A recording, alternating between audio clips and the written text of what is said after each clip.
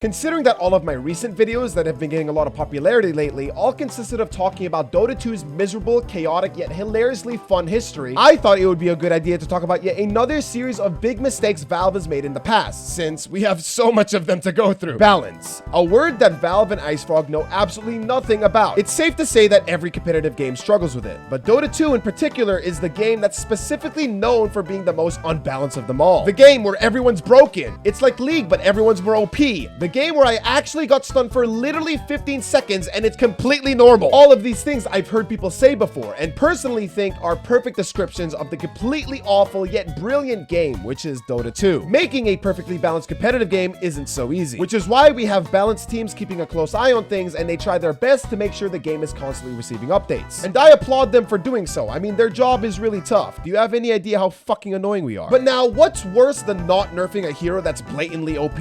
Oh, that's right, giving them a fucking buff, why don't you? Dota 2 has always had this format of instead of nerfing a certain hero to the ground, let's just buff everyone. And while this may seem like an obviously stupid fucking idea, it definitely is. But honestly though, in theory, this method should be working, right? If you were to constantly buff each and every character every single patch, it would stabilize and eventually all the characters would be equal to one another. This guy right here is OP, so everyone else here gets buffs and it evens out the field. Simple and easy, right? But then here's where the problem starts. Valve is Valve, and they don't actually like things to be perfectly balanced now, do they? So what they actually end up doing is that they buff everyone here so they can keep up with this overpowered fuck, and then they say, you know what? Let's give this guy an absolute motherload of big fuck off buffs that were utterly not needed at all.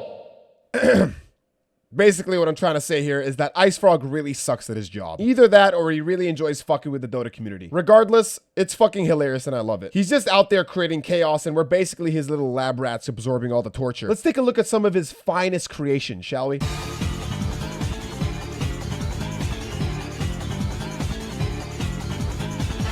Sniper. Who doesn't love him, right?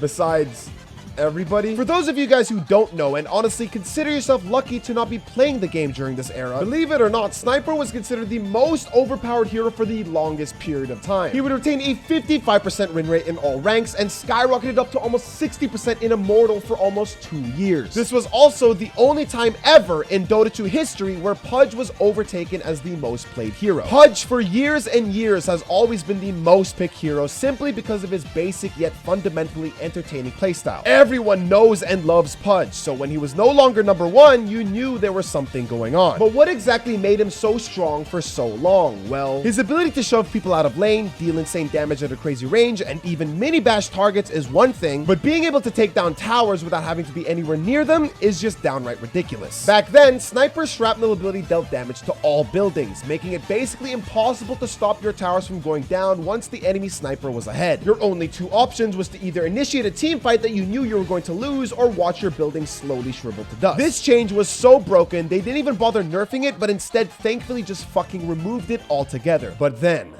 the unthinkable happened. The patch that we thought was the absolute worst was only just the beginning. Because leave it to Icefrog to grab something so disgustingly awful and putrid and to somehow magically make it worse. And I'm talking way worse. 6.83.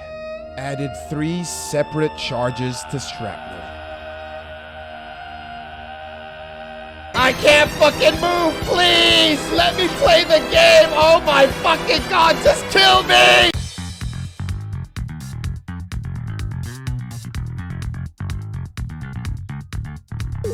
Sven is and has always been a very straightforward hero. He's a melee bruiser type of carry with a very basic kit, but he gets the job done. He's got a point and click stun, cleave to farm his items, a steroid that buffs himself along with his allies, and you don't even have to aim his ult, you just activate it. Pretty easy, right? However, the only thing he really lacked was mobility. Countering him is just like countering every other melee bruiser. Stay far away from his reach and just wait for his BKB to run out and he's basically just a sitting duck. But what if, let's say, he had the ability to fly across the map, stunning you and kill you before you can even retaliate? This was the Superman Sven patch. Because of Sven's weakness to kiting, the almighty Icefrog thought it would be a brilliant idea to help him out with that. So they gave him a scepter that allowed him to initiate from very far ranges, attack on impact, and also dispel the target, all for the price of one single item. Sven's problem with kiting vanished, but then arose a new kind of problem. He then struggled with what items he should buy because he had so much fucking gold! The effectiveness of his eggs combined with his already super strong ult made it so he really didn't actually have to buy any other items. At his timing, he would just stun, kill, stun, and kill, stun, and that guy's fucking dead. He would be flying so far sometimes, it didn't even feel like Dota anymore. This shit just turned into fucking flight simulator. Thankfully, after 6 months, that's right, I repeat, 6 agonizing, painful months, Icefrog finally admits that he may have overtuned Sven just a little bit, so he has been nerfed. Thank you, Icefrog, for implementing a special kind of PTSD into my already fucked up head.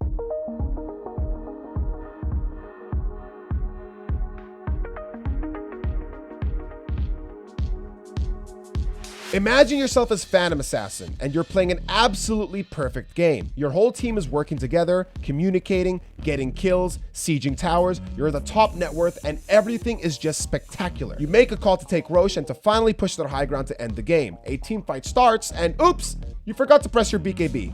Oh well, it's just a little bit of a throw. That's fine, right? Let's just all reset and wait, hold on a minute. The Drow Ranger you were completely shitting on now has the same amount of items as you. And their mid laner who was intentionally feeding just a second ago is now on a killing spree. How did this happen? You start to panic. You try to make calls to your team, but they're not listening. You all go in one by one and start dying. The enemy team is just pushing forward and won't stop. You try to man fight the enemy carry, but you're just melting. You buy back in hopes of defending the throne, and that's it.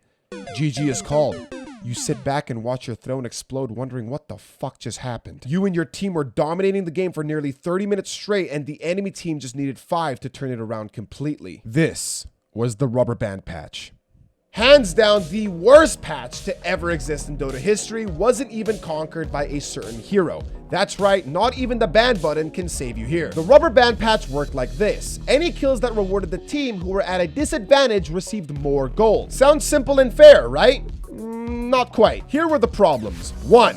Any kill, meaning you could be a position 5 CM who's just trying to ward her own jungle, and bam, you just gave 900 gold because you were on the winning team. It didn't matter how farmed or leveled you specifically were, because all that mattered was that your team was up in net worth. 2, it was always in effect. Oh, what's that? The game literally just started and you died 5 minutes into the laning phase? Too bad, you just gave your opponent a 500 gold bounty because you were better at last hitting. The rubber band mechanic was always, and I mean always, in effect. It didn't matter if your team was ahead by a big margin or small. 3, play stupid. If you were on the losing team, it was time for you to take your hands off the wheel and step on the gas, baby. Woo!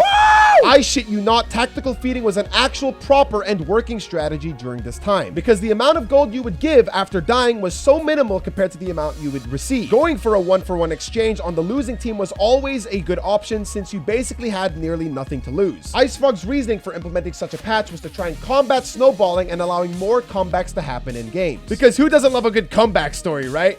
Oh, right. Literally every single pro Dota 2 player during that time. No one got 2,000 gold. There was no comeback to the comeback. Once they came back once, it was just over.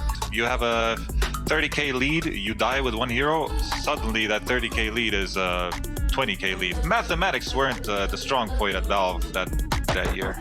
Icefrog goes on a whim and thinks about like, oh, this could be kind of fun. Let's just fuck the whole game up. That patch, I literally wanted to quit Dota. Nobody, and I mean nobody, liked this patch, and it's crazy to think that the patch ever existed in the first place, going down as one of the, if not possibly the worst patch in the history of Dota 2.